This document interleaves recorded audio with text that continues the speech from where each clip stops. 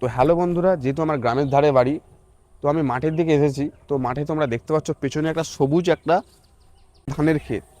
তো বন্ধুরা, এই ধান ক্ষেত নিয়ে একটা সুন্দর করে একটা কবিতা বলার চেষ্টা করব। তো তোমরা শোনো। আর তোমরা যাদের চাষা বলো, তারাই দেশের আশার আলো, ভারত মাতার অমৃত সন্তান।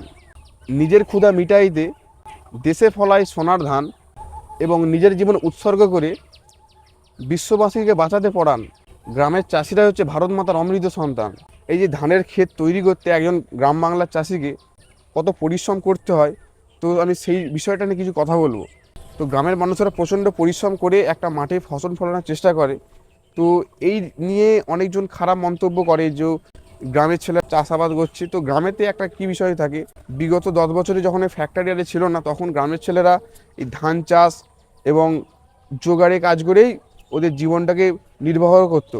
তো এখন আমি মাঠে যেহেতু এসেছি, মাঠের সুন্দর সুন্দর মুহূর্তগুলো তোমাদের কাছে তুলে ধরার চেষ্টা করব। আর যদি ভিডিওটা ভালো লেগে থাকে, একটা সুন্দর লাইক, কমেন্ট এবং শেয়ার করে দেবে। জয় হিন্দ, জয় ভারত।